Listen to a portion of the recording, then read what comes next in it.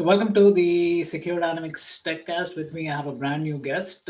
Welcome, Arti. Arti is the founder and CEO of Titaniam Labs. Thank you for having me. Happy to be here to chat. Yeah, and it's good timing too. You just came out of stealth. So let's talk about the problem statement, right? So having been in security myself for a long time, I was always aware of data at rest encryption, data in motion encryption, but then you never hear about data in use protection, right? And specifically, especially now with hordes of data sets being gathered all the time, what is data in use protection? How did you come about with this idea? And then you can talk a little bit about what you guys do. Yeah, no, thank you. Thank you for asking. So, the number of breaches that are taking place and the amount of compromise that's taking place is scary. And if you see what has happened over the last few years, it is no longer true that people are running away with your data at rest. Like no one's stealing physical media from data centers and leaving. They're actually coming in through the front door, which means your other layers of security, including access control, are being compromised. And with that being the weakest link, you're actually seeing attackers take off not just with sensitive data, but with sensitive data and clear text. So, we've been watching that, like, known companies, large companies like Microsoft, Adobe, Citibank, people that we know have invested millions, hundreds of millions in security, losing like, I don't know, 20, 30, 60 million records of PII at a time. So the question was like, why is that happening? And, because of the access control compromise. So the thesis in my mind was we actually need to move the protection to the data itself so it stays on when the data is used. And so, we started looking into protecting data in use, and it turns out it's a rich field. It's, this is sort of like the holy grail type of problem. There's lots of academia, lots of research looking at how do you protect data while it's used, things like homomorphic encryption, secure enclaves, differential privacy. It's been going on for a long time. So I think that it's well understood and accepted that protecting data in use is the answer to, losing sensitive data in this fashion. So we don't hear about it a lot or haven't heard about it a lot because it hasn't been commercially viable. So, it takes a lot of compute, you have to have specialized hardware, et cetera. And you'll hear from time to time, like IBM will make an announcement about their homomorphic encryption and other people will, but companies aren't able to take their day-to-day data and put it there. So, our thesis was we'll let all of the big brains go after the holy grail problems, which is basically being able to compute and manipulate sensitive data without decrypting, but we'll go try to find an 80-20 take on the problem. So is there a place, a smaller subsection of the problem that we can carve out that would make a disproportionate impact on the data compromise? And we found that search and analytics is one such space. So if you see where the breaches are happening, they're happening from systems that aren't core systems where data is being added and subtracted and multiplied and stuff, but it's really indexing, querying, searching, excuse me, that's where the breaches are happening, and admin access to those sorts of data platforms and applications is where it's happening. So we thought, okay, this gives us a way to do some sort of zero trust for data. And that's what we did. So what we do is basically we've got a subset of homomorphic. So we take search and analytics algorithms. We make sure we can do that on data that is protected, encrypted. The encryption stays on. And that way we tackle the data breach and data compromise and data privacy issue. Wow, yeah. I mean, as you were saying, I'm a homomorphic encryption for the longest time. So, hey, we need quantum computing, right? Like you said, we need these hordes and hordes of computers. But this is great. I mean, and the way you've taken a kind of a subset which has disproportionate impact. So, looking forward to that. So, changing subjects a little bit, and this is something that as I was researching what you guys do, and specifically you as my guest. The topic about accountability, and Chris Roberts had mentioned this as Gabriel Friedlander as well, is there is a lot of hype that goes in when it comes to vendor marketing, right? Hey, we're going to solve this, we can do this. In fact, it was funny when LinkedIn was down yesterday for about an hour, right? Most people were.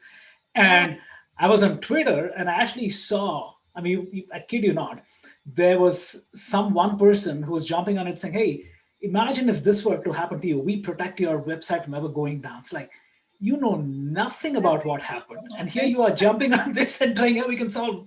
So now the challenge is when it comes to accountability, if there is a breach, right? Not if, when there is a breach, very, very few companies actually stand up there saying, okay, mea culpa, right?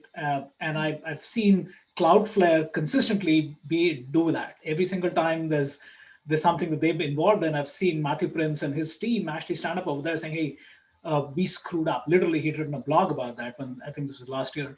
But all the other companies say, hey, it's user error, misconfiguration, patches not there. I mean, a long laundry list of, okay, how do we get out of this so that we don't get sued kind of thing, right? So are you, I mean, given you're heading up a marquee company and you've been in cybersecurity through big and small companies as well, what can and what should cybersecurity companies do to actually start standing up? Yeah, well, I think there's two things. So we are in the security business, right? And we sell our solutions on the backs of standards and frameworks. So I think it only makes sense that we should spin those around and apply them to ourselves, right? That's the first thing. So that both the seller and the buyer of the solution has some way not to just evaluate it for purchase, but to evaluate it for performance, right? And then in many cases, those can be pretty granular. So for us, for instance, right, I can come out here and tell you, hey, I can search on encrypted data, and you can be a gullible buyer and say, oh, great, it wasn't possible. They solved it. Now it's possible. So what is it that I can do to communicate what level of security I'm providing? And if something goes wrong, what do you have to lean on? So for example, I'm like a big proponent of like NIST, right? You take a known body with a known standard, you apply that. And in our case, we have to double encrypt in order to give our customers the benefit of like the NIST compliance. So that's one thing, right? And in other areas, there's other such standards. And I even think we should get together and make those standards a little more granular. So a lot of the standards are high level, like a reasonable level of assurance, but we're in the business, we know what it means, right? So that's one thing.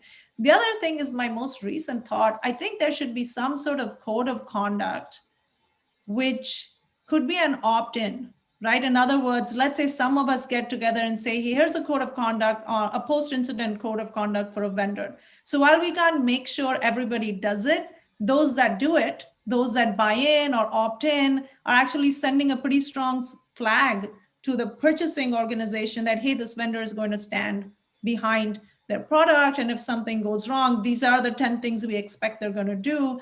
So I think between those two, we make some movement forward. That said, Ashwin, I think that this is a rare field where our adversary is very educated, very well resourced, and it's like a game, right? So we don't know what challenge is going to be thrown at us. We don't know, how someone will find a way to maybe break what we think is a good security product. So we can only take that so far. In other words, I don't think we can guarantee that things won't go bad. But if they do, I think between the frameworks and some sort of code of conduct, I'd totally be willing to sign up for that, to say, here's why I think my solution is strong going in, and here's what I'm able to offer if something doesn't work out. And if that works, then at least we're going in with a good understanding and a good partnership.